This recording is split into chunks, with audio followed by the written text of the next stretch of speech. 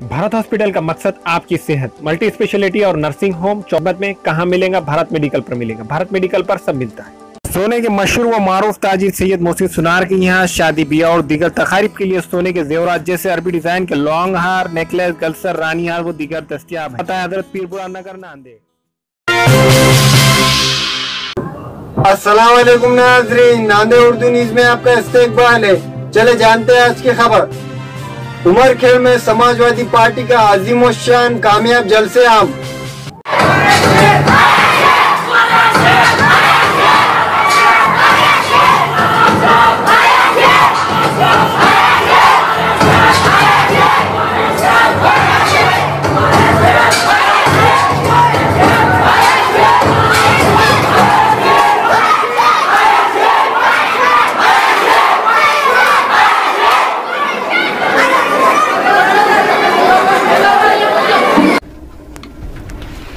Samajwadi party taluka Umarkhed की जानिब से हालात हाज़रा के उन्वान से अजीमुशान जलसे आम का इनेकाद अमल में आया। जलसे में समाजवादी पार्टी महाराष्ट्र के कारगुजार सदर और शोले बयां मुकर्रर सैयद मोइन के अलावा समाजवादी पार्टी महाराष्ट्र के जिम्मेदारान जुल्फ़िकार आज़मी मुंबई, परवेज सिद्दीकी, मौलाना नज़ीर साहब ने मेहमान खुसूसी की हैसियत से शिरकत की।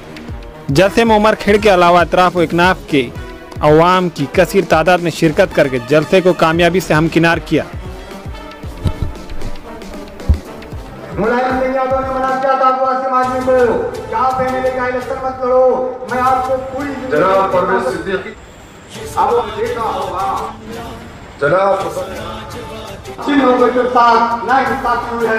मैं उनकी आवाज महाराष्ट्र के असेंबली में उठाऊंगा। नेता नहीं मान आपके उमरखेड़ के हालात, आपके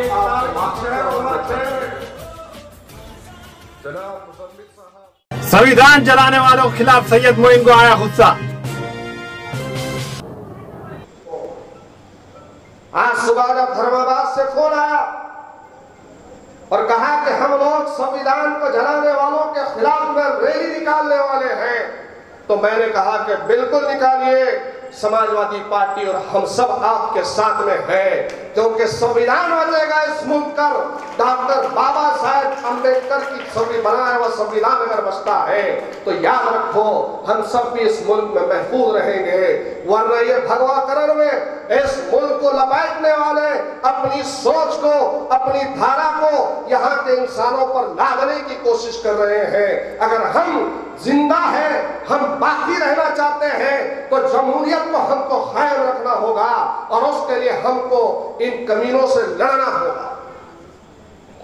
जो वाकया हुआ है सनातन संस्था की जानिब से, उसके अंदर जिंदा बम मिलते हैं और फिर 12 लोगों को पूना से नथुराम गोडसे के शहर से उठाया जाता है और फिर ATS के कुलकर्णी इसकी तफ्तीश कर रहे हैं। हेमंत करकरे ने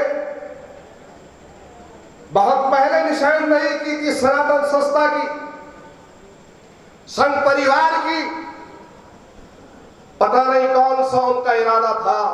बकरीद भी है, 15 अगस्त भी है, करते कुछ और फिर फंसा देते मुसलमानों को इसमें। वो इस वजह से क्या आज पूरे महाराष्ट्र में मुसलमानों की बेबाक आवाज। अब आसिम आज़मी साहब आपके दरमियान में मेरे अजीज साथियों, वो लोग जो सिर्फ सजे सजाए स्टेजों पर बयानबाजी करते हैं, मैंने खुद देखा है कि किस तरीके से लोगों के फोन नहीं उठाते। और ये अब आसिम आज़मी साहब शेर महाराष्ट्र, जब देखा आपने कि औरंगाबाद जैसे शहर के अंदर औरंगाबाद जल रहा था और औरंगाबाद के मुसलमानों को उस वक्त एक क़यादत याद आ रही थी कि काश कि हमारे दरमियान में हमारी बेबसी पर कोई तरस खाने वाला मौजूद हो, काश कि पुलिस के जुल्म से हमको बचाने वाला कोई मौजूद हो, काश कि हमारी तिजारत को जो जलाया जा रहा है कि हमारी आवाज बनकर हमारे दरमियान में पहुंचे। तो यही जुल्फ़िकार आज़मी साहब है जिन्होंने फोन कर कर कहा था कि सैयद मोइन साहब सुबह की पहली फ्लाइट लेकर अबू आसिम आज़मी साहब औरंगाबाद को आ रहे हैं, आप भी पहुंचिए। आपके उमरखेड़ में भी फसाद हुआ था, मुझे मालूम है मेरे भाई। डूबते को तिनके का सहारा चाहिए।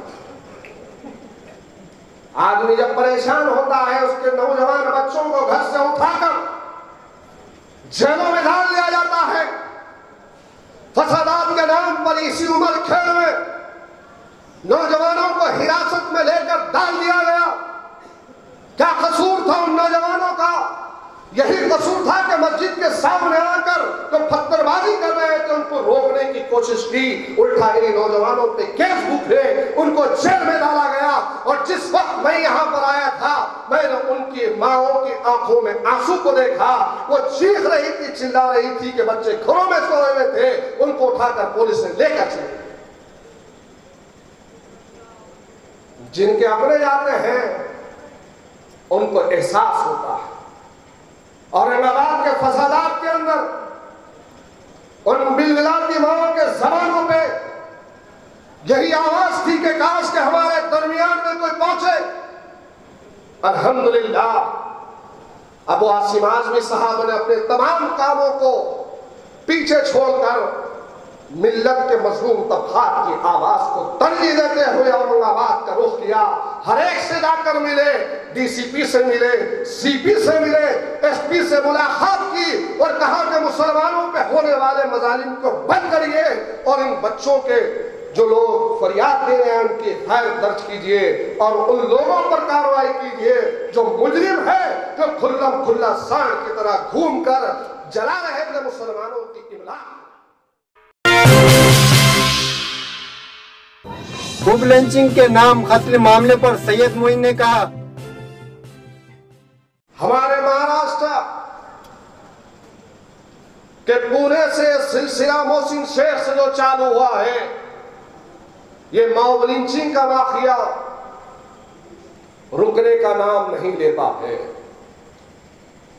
आपने देखा कि मोहसिन शेख से लेकर पहलू खान हो, कि पहलू खान से लेकर अखलाक हो, कि अखलाक से लेकर सनिउद्दीन हो, के फिर कासिम हो, फिर कासिम से लेकर हाफिज जुनैद हो, कि हाफिज जुनैद से लेकर इकबाल भट्ट हो, कि इकबाल भट्ट से लेकर हमारे अपने महाराष्ट्र के इलाके हो।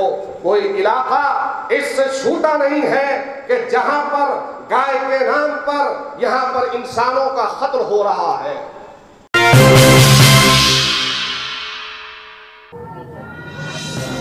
मुस्लिम नौजवान की दाढ़ी काटने के मामले पर भड़के सैयद मोइन।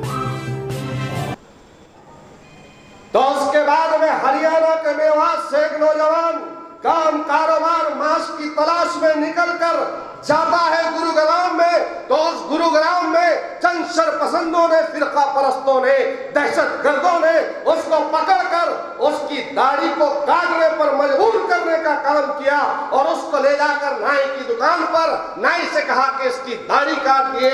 वो जफरुद्दीन, वो नौजवान चीखता रहा, चिल्लाता रहा कि चेहरा, ये दाढ़ी मेरी सुन्नत है, ये रसूलुल्लाह की सुन्नत है, इसे मत काटो।